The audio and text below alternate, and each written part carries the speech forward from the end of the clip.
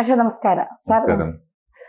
പക്ഷെ ഈ PM ശ്രീ പദ്ധതി എന്ന് പറയുന്നത് CPM-നെയും CPI-യെയും രണ്ട് തട്ടിൽ നിർത്തിയ ഒരു പദ്ധതിയാണ്. അതായത് CPI-യോട് കൂടി ആലോചിക്കാതെ CPM എടുത്തു ചാടി നടത്തിയ ഒരു പദ്ധതിയാണ് PM ശ്രീ. കേരളത്തിലെ വിദ്യാഭ്യാസത്തിൽ RSS വൽക്കരണമൊക്കെ ഉണ്ടാകുന്ന തരത്തിലേക്ക് അത് മാറുന്നു എന്നൊക്കെയുള്ള വലിയ രീതിയിലുള്ള ആരോപണങ്ങളാണ് CPM-നെതിരെ ഉന്നയിച്ചത്. പിന്നീട് അതിൽ മാറ്റങ്ങൾ വരുത്താം എന്നൊക്കെ വിദ്യാഭ്യാസ മന്ത്രി അടക്കം പറഞ്ഞത് നമ്മൾ കണ്ടതാണ്. ഒരുപാട് വിവാദങ്ങളൊക്കെ ആയ ഒരു വിഷയമാണ്. ബിനോയ് വിശ്വം അടക്കം മാധ്യമങ്ങളെ കണ്ട് CPM-നെതിരെ വാദങ്ങൾ ഉന്നയിച്ച ഒരു വിഷയമാണ്. ഇപ്പോ കേന്ദ്ര വിദ്യാഭ്യാസ മന്ത്രി തന്നെ പറയുന്നു, ധർമ്മേന്ദ്ര പ്രധാൻ പറയുന്നത്, ഇതിൽ ഒരു പാലമായി നിന്നത് ഈ PM ശ്രീയിൽ കേരളവും സംസ്ഥാനവും കേന്ദ്രവും കേരളവും തമ്മിൽ ഒരു പാലം പണിഞ്ഞതിൽ ഏറ്റവും വലിയ പങ്ക് വഹിച്ചത് ബ്രിട്ടാസ് എന്നാണ്.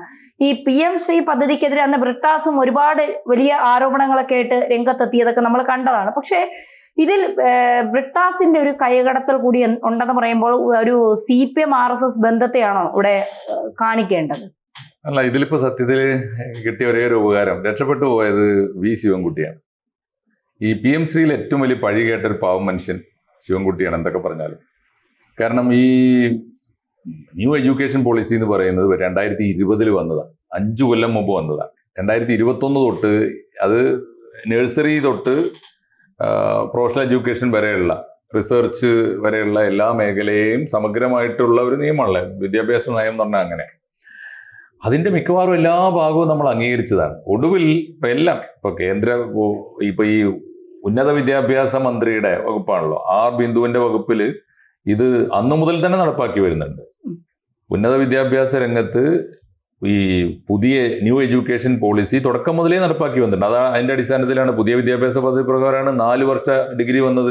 അതിന്റെ അടിസ്ഥാനത്തിലാണ് ഈ ക്രെഡിറ്റ്സ് ABC എന്ന് പറയുന്ന ക്രെഡിറ്റ് സമ്പ്രദായം വന്നത്. അതിന്റെ അടിസ്ഥാനത്തിലാണ് PM ഉഷ പദ്ധതി വന്നത്. അതിന്റെ പേരിലാണ് കോടിക്കണക്കിന് രൂപ നമ്മളെ യൂണിവേഴ്സിറ്റികൾക്ക് കിട്ടിയത്. ഇതൊക്കെ നടപ്പാക്കിയതാണ് ആൾറെഡി.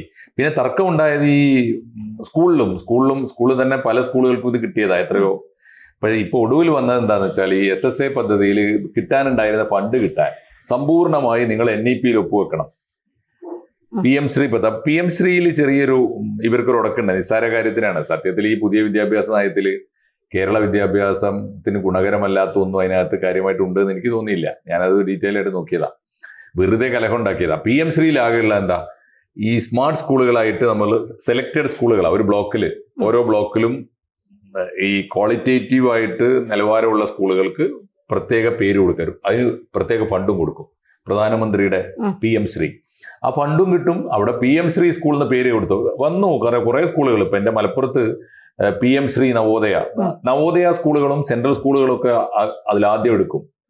പിന്നെ പൊതു വിദ്യാലയങ്ങളിൽ നിന്ന് ഏത് വേണമെന്നുള്ളത് മെറിറ്റ് അടിസ്ഥാനത്തിൽ ആ വിദ്യാലയത്തിലെ സ്റ്റാൻഡേർഡ്, അവിടുത്തെ റിസൾട്ട്, അവിടുത്തെ കലാകായിക പ്രവർത്തനങ്ങളുടെ റിസൾട്ട്, അധ്യാപകരിലെ എത്ര പേർക്ക് ഡോക്ടറേറ്റ് ഉണ്ട്, അങ്ങനെ തുടങ്ങിയ യോഗ്യതകളൊക്കെ വെച്ചിട്ടാണ് തീരുമാനിക്കുക. അതിൽ കുറച്ച് സ്കൂളുകൾ അങ്ങനെ തിരഞ്ഞെടുക്കുക. എങ്ങനെ തിരഞ്ഞെടുത്താലും കോടിക്കണക്കിന് രൂപ ഒരു സ്കൂളിൽ പ്രധാനമന്ത്രിയുടെ ഫണ്ടിൽ നേരിട്ട് വരും.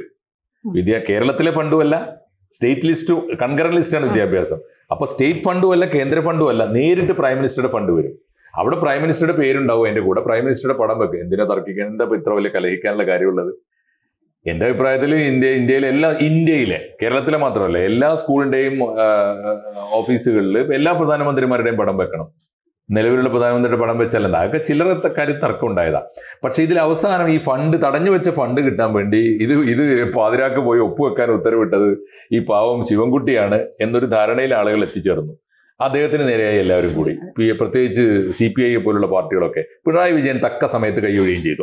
ഞാൻ അറിഞ്ഞില്ലല്ലോ, എന്നാ പിന്നെ അവനെ വിട്ടേക്കണ്ട, ഉടനെ പിൻവലിക്കണം എന്നൊക്കെ പറഞ്ഞ് സത്യത്തിൽ പിണറായി വിജയനാണ് കാല് മാറിയത്. ശിവൻകുട്ടി പിണറായി വിജയൻ പറഞ്ഞിട്ട് പോയതായിരിക്കും, അല്ലാതെ അങ്ങനെ പോവാ.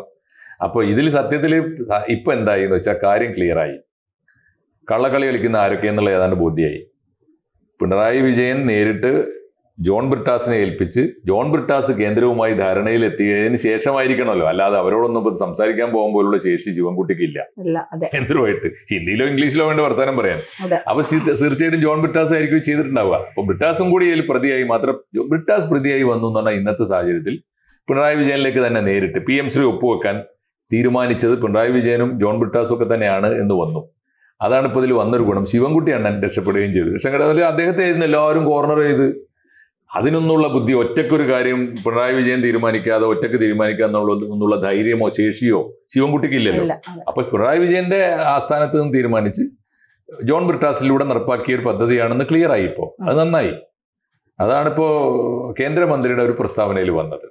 അത് നേരത്തെ തന്നെ നമുക്ക് ഊഹിക്കാവുന്നതാണ്, പക്ഷെ അത് പുറത്തു വരേണ്ടതുമാണ്. എന്നായാലും ഇപ്പൊ കേന്ദ്രമന്ത്രി തന്നെ സാക്ഷ്യപ്പെടുത്തി എന്നുള്ളതാണ് സത്യം. ഇപ്പൊ CPI-യുടെ നേതാവ് D. രാജ പറഞ്ഞിരിക്കുകയാണ് CPM ഇതിൽ വ്യക്തത വരുത്തണം. ബ്രിട്ടാസ് ഇങ്ങനെ പാലം നടുക്കുനിന്ന് ഇങ്ങനെ പാലം ഇട്ടു എന്നൊക്കെ പറഞ്ഞാൽ ഞങ്ങൾക്ക് അത് അംഗീകരിക്കാനൊന്നും കഴിയില്ല. ബ്രിട്ടാസ് അതിന് കൃത്യമായ ഉത്തരം പറഞ്ഞിട്ടുണ്ട്. പക്ഷെ എങ്കിൽ പോലും ഇത് അംഗീകരിക്കാൻ കഴിയില്ല എന്ന് പറഞ്ഞുകൊണ്ട് D. രാജ രംഗത്തെത്തുന്നു. അപ്പൊ വീണ്ടും CPM-ഉം CPI-യും തമ്മിലുള്ള ഒരു തുറന്ന പോരിലേക്കാണോ PM ശ്രീ പോകുന്നത്? തുറന്ന പോരും അടഞ്ഞ പോരും ഒന്നുമില്ല. D. രാജയ്ക്കും അനി രാജയ്ക്കും എങ്ങനെയും വാർത്ത വരണമെങ്കിൽ ഒന്നേ മോദി വേണം, അല്ലെ പിണറായി വിജയൻ വേണം, CPM വേണം. ഈ എന്തോ ഇരുന്നിട്ട് D. രാജയും അനി രാജയും കിടന്ന് ചാടുന്നു. ഇന്ത്യ മൊത്തം പരിശോധിക്കുമ്പം ഈ രണ്ട് വ്യക്തികൾ, ഒരാളൊരു പാൻറ്റുമൊക്കെ ഇട്ട് ഇറങ്ങും, മറ്റൊരു കുറിയും തൊട്ടം ഇറങ്ങുന്നല്ല CPI എന്ന് പറയുന്ന സാധനം ഉണ്ടോ ഇതിനകത്ത്? ഇപ്പം സാറ് പറഞ്ഞതുപോലെ രാജ്യത്തുടനീളം രണ്ട് വികസന കാഴ്ചപ്പാടുള്ള, നമ്മൾ രാഷ്ട്രീയത്തിനപ്പം പറയാം, രണ്ട് വികസന കാഴ്ചപ്പാടുള്ള ആൾക്കാരെന്ന് പറയാം. ഒന്ന് പ്രധാനമന്ത്രി നരേന്ദ്രമോദി, ഒന്നിയുടെ കേരളത്തിലെ മുഖ്യമന്ത്രി പിണറായി വിജയൻ. കാരണം രാഷ്ട്രീയത്തിനപ്പുറം രാജ്യത്തിന്റെ വികസന കാഴ്ചപ്പാട് ഇവർക്കുണ്ടെന്ന് എനിക്ക് മനസ്സിലാവുന്നുണ്ട്. അതുകൊണ്ട് ഈ PM ശ്രീ എന്നല്ല, ഇതിന് നേരത്തെ നമ്മുടെ ആരോഗ്യമന്ത്രി കിടന്ന് ചാടി കേട്ടായിരുന്നു. ആരോഗ്യമന്ത്രി കിടന്ന് ഈ NHRM-നും മറ്റേനും എല്ലാം ഫണ്ട് കൊടുക്കുന്നു. ശരിക്കും പറഞ്ഞാൽ ഇപ്പം ഈ മെഡിക്കൽ കോളേജുകൾ ആരോഗ്യ മേഖലയിൽ പോകുന്നതെന്ന് പറഞ്ഞാൽ ഇതുപോലെ NHRM സ്റ്റാഫിനെ കൊണ്ട് തന്നെ. എത്ര PSC എത്ര നേഴ്സന്മാരുടെ കണക്കുമൊക്കെ നോക്കിയാൽ മതി. ഈ ഫണ്ട് കൊടുക്കുന്ന ഈ ഫണ്ട് മൊത്തം വരുന്ന കേന്ദ്രത്തിൽ നിന്നാണ്. ഈ കേന്ദ്രത്തിൽ നിന്ന് വരുന്ന ഫണ്ട് കൊണ്ട് മാത്രം യഥാർത്ഥത്തിൽ ഒരു ഉദ്യോഗാർത്ഥിക്ക് കിട്ടേണ്ട പൈസ മൊത്തത്തിൽ കൊടുക്കാതെ ഈ ഫണ്ട് കൊണ്ട് മാത്രം, ആ ഫണ്ടിനകത്ത് മൊത്തത്തിൽ കൊടുക്കുക, ഈ ഫണ്ട് കൊണ്ട് മാത്രം ശമ്പളം കൊടുത്തുകൊണ്ടിരുന്നിടത്താ പറഞ്ഞത്. അവർ പറഞ്ഞു ഇതുപോലെ ഈ ആരോഗ്യ മേഖലയിൽ അല്ലെങ്കിൽ ഈ ചില പെയിന്റുകൾ അടിക്കണം, അല്ലെങ്കിൽ പേര് മാറ്റണം, മാറ്റത്തില്ലെന്ന് പറഞ്ഞു. അവസാനം കേന്ദ്രം പണ്ടങ്ങ് നിർത്തി. ഇവിടെ വിഷയമായില്ലേ. അവസാനം ആരോഗ്യമന്ത്രി എന്ന് വരുന്ന അടിയടാ പെയിന്റ് മാറ്റടാ പേര് മാറ്റിയല്ലോ. ആരോഗ്യമന്ത്രി എന്തോ ഒരു ആഘോഷത്തിലായിരുന്നു. എത്ര വട്ട പ്രസ്താവന, കേന്ദ്രത്തെ ഞാൻ വലിക്ക് നിർത്തും, നേരെ നിർത്തും. അവസാനം ഇവർ എന്നൊന്ന് പെയിന്റ് അടിപ്പിക്കേണ്ടി വന്നു. ഇത് തന്നെയാണ് ഈ PM ശ്രീയുടെ കാര്യത്തിലും. ഇദ്ദേഹം പറഞ്ഞതുപോലെ ഇതിനകത്ത് വലിയ കാര്യമൊന്നുമില്ല. വൃത്തിയായിട്ട് കാര്യങ്ങൾ പഠിപ്പിക്കാൻ വേണ്ടിയുള്ള ഒരു കാര്യം. അല്ലെങ്കിൽ നരേന്ദ്രമോദിയുടെ താടിയും മുടിയൊന്നുമല്ല അവിടെ പഠിപ്പിക്കുന്നത്, ഹിന്ദുത്വം ഒന്നുമല്ല പഠിക്കുന്നത്. കേരളത്തിൽ അത്യാവശ്യം കാര്യങ്ങൾ, അല്ലെങ്കിൽ ഈ നമുക്കുടെ സാംസ്കാരികമായിട്ട് ഉയർത്തി വരുന്നതിന് വിദ്യാഭ്യാസ മേഖലയിൽ എന്തൊക്കെ വേണം, ആവശ്യമുള്ള കാര്യങ്ങളെ പഠിപ്പിക്കാൻ പറ്റത്തുള്ളൂ. ഇത് പഠിപ്പിക്കുകയും ആ സ്കൂളുകൾക്ക് ഉന്നമനത്തിനകത്ത് വരികയൊക്കെ ചെയ്യുമ്പം കേരളത്തിലെ പൊളിറ്റിക്സ് എന്ന് പറഞ്ഞാൽ ഇത്രയും പ്രബുദ്ധമാണെന്ന് പറയുമ്പോൾ ഇവിടുത്തെ പൊളിറ്റിക്സ് എന്തോന്നറിയോ? UDF-ഉം LDF-ഉം തീരുമാനിച്ചിരിക്കുന്നത് എന്ത് BJP ചെയ്താലും അതിനെ എതിർക്കുന്നതാണ് പൊളിറ്റിക്സ് എന്ന് വിചാരിച്ചുകൊണ്ടിരിക്കുക. വേറെ മാർഗ്ഗമൊന്നുമില്ല. പാർട്ടിയുമില്ല, ആളുമില്ല, സംവിധാനവുമില്ല. ആരുടെയും കൂടെ ഇടയ്ക്കിടയ്ക്ക് ഞങ്ങളിവിടെ ഉണ്ട് എന്നിട്ട് തുരപ്പനലി മാളത്തിന്റെ മേളിൽ വന്ന് നോക്കുന്ന പോലെ നോക്കാനുള്ളൊരു സംവിധാനത്തിന് CPI ഉപയോഗിക്കുന്നത്. ഇപ്പൊ CPM ഒന്നും മിണ്ടത്തില്ല. പിണറായി വിജയന്റെ സ്വഭാവം അനുസരിച്ച് ഇറങ്ങി ഗെറ്റ് ഔട്ട് അടിക്കേണ്ട. ഇപ്പൊ അങ്ങ് ഇലക്ഷൻ വന്ന് നിൽക്കുക. അതുകൊണ്ടാണ് ഈ പരുവത്തിനാണ് D. രാജയും ഈ പറയുന്ന ആനി രാജയും കേരള സംസ്ഥാനത്തിന്റെ, അദ്ദേഹത്തിന്റെ പേരെന്തോ പുതിയ സെക്രട്ടറിയുടെ, നമ്മുടെ കേരളത്തിലെ ബിനോയ് വിശ്വം, പേര് പോലും ഓർക്കുന്നില്ല. കാരണം അങ്ങനെ സെക്രട്ടറിമാരുടെ പേരൊന്നും മറന്നുകൊണ്ടല്ല, അത്രയ്ക്ക് പ്രശസ്തനാവുണ്ട ബിനോയ് വിശ്വം. അദ്ദേഹം എല്ലാം കൂടെ കിടന്ന് ചാടുന്നത്. അല്ല, ബ്രിട്ടാസ്, ശരിയാ, ബ്രിട്ടാസും ഈ സെയിം പാറ്റാണ് ഉപയോഗിക്കുന്നത്. അവിടെ കിടന്ന് കോരം നരേന്ദ്രമോദിയെയും അമിത്ഷായെയും. ഇടയ്ക്ക് വെച്ച് അയാൾ പറഞ്ഞു ഇവർ വരുന്ന കണ്ടാൽ തന്നെ മൂത്രമൊഴിക്കാൻ പറ്റുമെന്ന് പറഞ്ഞായിരുന്നു. കണ്ടില്ലായിരുന്നു ട്രോളുകളൊക്കെ? വരുന്ന കണ്ടാൽ തന്നെ ഒരു പേടിയാണെന്നുള്ളത്. അപ്പൊ അയാൾ അതിന്റെ കൂടെ നിന്ന് വളരെ വൃത്തിയായിട്ട് കാര്യം പറയാൻ അറിയാം, വൃത്തിയായിട്ട് കാര്യം അറിയാവുന്നവരെ കൊണ്ട് കാര്യം പറയിക്കാനല്ലേ ഒക്കത്തുള്ളൂ. ഒന്നെങ്കിൽ ഇംഗ്ലീഷ് അറിയണം, അല്ലെങ്കിൽ ഹിന്ദി അറിയണം. ബ്രിട്ടാസിന് വൃത്തിയായിട്ട് കാര്യം പറയാൻ അറിയാം. അപ്പം പിണറായി വിജയൻ പറഞ്ഞു ആ PM ശ്രീയുടെ കാര്യം ഇവിടുന്ന് വേറെ ആരെങ്കിലും പറഞ്ഞു വിട്ടാൽ കാര്യം നടക്കും. ശ്രീമതി ടീച്ചറിനെ പണ്ട് പറഞ്ഞു വിട്ടു. ഇംഗ്ലീഷ് ഏതാ, മലയാളം ഏതാ, ഹിന്ദി ഏതാണെന്നറിയാൻ വയ്യാത്ത പ്രസംഗമായിരുന്നു ലോകസഭ നടത്തിക്കൊണ്ടിരുന്നത്. അപ്പം ഇപ്പം വൃത്തിയായിട്ട് കാര്യം പറയാൻ അറിയാവുന്ന CPM-നകത്തു നിന്നുള്ള ബ്രിട്ടാസിന്റെ PM ശ്രീയുടെ കാര്യം പറഞ്ഞത് ശരിയാക്കുക. മന്ത്രി പറയുന്നത് എന്താണെന്ന് വെച്ചാൽ ഇയാൾ കേട്ടാലേ മനസ്സിലാകത്തുള്ളൂ. വേറെ ഇവിടുന്ന് ആരെയും വിടാനൊക്കത്തില്ല. കേരള മന്ത്രിസഭയിൽ മനസ്സിലാവുന്ന ആൾക്കാരില്ല, വേറെ MP-മാരും ഇല്ല, റഹീമിനെയും വിടാനൊക്കത്തില്ല. അപ്പൊ ഇയാൾ എന്തിരുന്ന കാര്യം പറഞ്ഞു, കാര്യം കേട്ടു, ഇന്നലെ ഒപ്പിട്ടു, ഇങ്ങനെ വന്നു. അതാണ് യഥാർത്ഥത്തിൽ ഇതാണ് സംഭവം. ഈ ബ്രിട്ടാസ് പാർലമെന്റിൽ പറഞ്ഞ മറുപടി കറക്റ്റാണ്. ഞാൻ മികച്ച പാലമാണ്, എന്നെ പാലമായിട്ട് തന്നെയാണ് പറഞ്ഞയച്ചത്. അതിൽ സർവ്വകാല റെക്കോർഡുണ്ട് അദ്ദേഹത്തിന്. ആദ്യം മാധ്യമ പ്രവർത്തനം നടത്താൻ പാലമായിട്ട് ഏഷ്യാനെറ്റിലേക്ക് പറഞ്ഞയച്ചു. ഓർമ്മയുണ്ടോ? കൈരളിയിൽ നിന്ന് റിട്ടയർ ചെയ്ത് പോയതാണ്. ഒരു കാറൊക്കെ വൃത്തിയാക്കിയില്ലയോ? അതിനകത്ത് വലിയ കാര്യമുണ്ട്. വളരെ കൃത്യമായിട്ട് അതിനകത്ത് സ്റ്റാഫുകളെ മൊത്തം മാറ്റി CPM സ്റ്റാഫുകളാക്കിയിട്ട് പുള്ളി തിരിച്ചു വീണ്ടും ഇപ്പോഴും അത് തിരിച്ച് ഏഷ്യാനെറ്റിലേക്ക് പോയി ഏഷ്യാനെറ്റിൽ പോയി അവിടുന്ന് നേടാനുള്ള ട്രെയിനിങ് ഒക്കെ നേടിക്കഴിഞ്ഞ് പാലം പണിത് തിരിച്ചു വന്നു. അതിനകത്ത് MD ആയിട്ട് തിരിച്ചപ്പുറത്തു. എന്നാൽ ഇതിനകത്ത് മൊത്തം സ്റ്റാഫുകളെ അപ്പൊ ഇയാൾക്ക് ഇനിയിപ്പോ ആളുകൾ പറയുന്നത് ശരിയായിരിക്കും. ഈ പാലം വേണമെങ്കിൽ അത് രാഷ്ട്രീയമായ പാലം പണിയാൻ പോലും ബ്രിട്ടാസ് നല്ല കണിയാനാണ്. എന്തായാലും പറയാ കങ്കാണിയാണ്. ഏറ്റവും നല്ല കാര്യം പറയാൻ അറിയാവുന്നവരും അല്ലെങ്കിൽ വർത്താനം പറയാൻ അറിയാവുന്നവരും അത് മാത്രമല്ല സാർ അദ്ദേഹത്തിന് വിടണ്ടേ. അത് മാത്രമല്ല സാർ ഇദ്ദേഹത്തിന് ഈ ഡീൽ ഉറപ്പിക്കാനുള്ള എന്തെല്ലാം മരുന്നുകൾ ആവശ്യമുണ്ട് അതൊക്കെ പ്രയോഗിക്കാൻ അറിയാം. കൈരളി ചെയ്തുകൊണ്ടിരിക്കുന്ന കൈരളി ഉപയോഗപ്പെടുത്തിയിട്ട് എങ്ങനെയാണ് ബ്രിട്ടാസ് CPM-ൽ വലിയ ബർത്ത് വാങ്ങിയത്, എങ്ങനെയായിരുന്നു ദേശാഭിമാനിയുടെ ഡൽഹിയിലെ ഒരു സാധാരണ റിപ്പോർട്ടർ മാത്രമായ ഒരാൾ കൈരളി എന്ന ചാനലിന്റെ MD ആയിത്തീരുന്നത്. ഏതെങ്കിലും ഒരു ചാനൽ എക്സ്പീരിയൻസ് ഇതിനു മുമ്പ് ഉണ്ടായിട്ടാണോ? അല്ല. അത് പിണറായി വിജയനിലേക്ക് എത്തിച്ചേരാനുള്ള വഴി എന്തൊക്കെയാണെന്ന് അദ്ദേഹത്തിന് നന്നായി പാലം പണിയാനുള്ള വഴി നന്നായിട്ട് അറിയാവുന്നതുകൊണ്ടാണ് അങ്ങനെയാണ് കൈരളിയിൽ വന്നത്. കൈരളിയിൽ ഇരുന്നുകൊണ്ട് എങ്ങനെയാണ് പിണറായി വിജയൻ എന്ന മുഖ്യമന്ത്രിയിലേക്ക് പാലം പണിയേണ്ടത്, അവിടുന്ന് എങ്ങനെയാണ് പാർലമെന്റിൽ ഇദ്ദേഹം MP ആകുന്നത്. ഇനി അദ്ദേഹത്തിന് വേണമെങ്കിൽ ഒരു കാര്യം കൂടി ക്ലിയർ ആണ്. ഇദ്ദേഹത്തിന്റെ പാരമ്പര്യം വെച്ച് പിണറായി വിജയന്റെ പ്രതിസന്ധി ഘട്ടത്തിൽ BJP-യുമായി ഒരു നല്ല പാലം പണിയാനും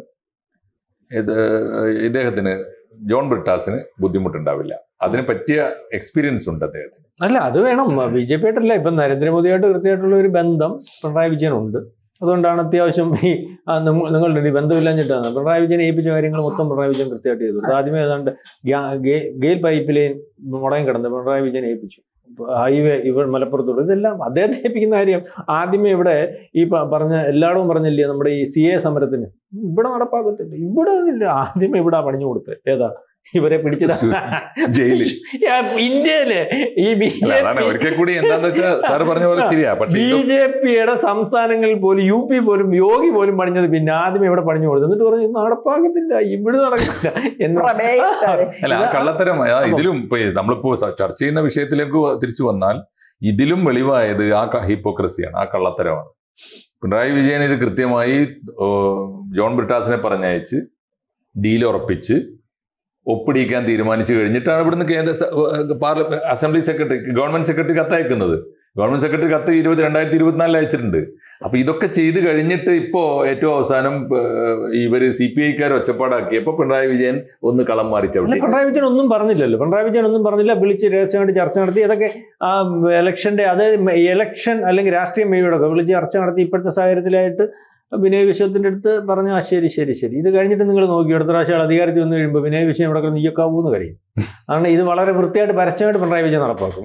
ഇപ്പോഴത്തെ അവസ്ഥയിൽ കാരണം നഷ്ടപ്പെടാനൊന്നുമില്ല. കഴിഞ്ഞ ഇലക്ഷൻ സമയത്ത് CPI കൈകാര്യം ചെയ്യണമെന്ന് പറഞ്ഞപ്പോൾ എല്ലാവരും വിളിച്ചു പറഞ്ഞു CPI കൈകാര്യം ചെയ്താലേ എണ്ണം കുറഞ്ഞാൽ നമ്മുടെ മുഖ്യമന്ത്രി സ്ഥാനമാണ് പോകുന്നത് എന്ന് പറഞ്ഞ പോലെ ഇപ്പൊ നിന്നോ ഇതിന്റെ കൂലി വളരെ കൃത്യമായിട്ട് CPIക്ക് കിട്ടും. നമ്പർ ഇട്ട് വെച്ചിട്ടുണ്ട്. D രാജയ്ക്കും കിട്ടും, ആനി രാജയ്ക്കും കിട്ടും, എല്ലാ രാജയ്ക്കും കിട്ടും. അപ്പൊ ഇത് വളരെ കൃത്യമായിട്ട് ഞാൻ മനസ്സിലാക്കുന്നത് വികസന കാഴ്ചപ്പാടുള്ള ഒരു കമ്മ്യൂണിസ്റ്റ് മുഖ്യമന്ത്രി മറ്റെല്ലാവരെക്കാട്ടിലും പിണറായി വിജയൻ. നമ്മൾ ഈ ന്യായം പറഞ്ഞിട്ട് ഒന്നും കാര്യമില്ല. സ്വന്തം വീട്ടില് കമ്മ്യൂണിസം ഒന്നും ബിനോയ് വിശ്വത്തിന് സ്വന്തം വീട്ടിൽ എന്താ കമ്മ്യൂണിസം ഉണ്ട് സാറേ? നാട്ടുകാർ ഒരു വാക്ക് വെട്ടിക്കളയുന്നുള്ളൂ. സാറ് പറഞ്ഞ സ്റ്റേറ്റ്മെന്റിൽ നിന്ന് ഒരു വാക്ക് എഡിറ്റ് ചെയ്ത് കളയും. വികസന കാഴ്ചപ്പാടുള്ള ഒരു കമ്മ്യൂണിസ്റ്റ് മുഖ്യമന്ത്രിയിൽ നിന്ന് കമ്മ്യൂണിസ്റ്റ് എന്നുള്ള വാക്ക് റൗണ്ട് ചെയ്താൽ അല്ലേ നമ്മൾ ഈ കമ്മ്യൂണിസം എന്ന് പറയുന്ന പഴയ കാളുകൊണ്ടി മുറിവീഡിയോ എന്നുള്ള വിചാരം മാറ്റിയിട്ട് നയവും പരിപാടിയൊക്കെ ഉണ്ട് സാർ. അത് ഇഷ്ടം പോലെ നയവും പരിപാടി കാലമനുസരിച്ച് മാറി വരണമെന്നാണ് എൻ്റെ ഒരു അഭിപ്രായം.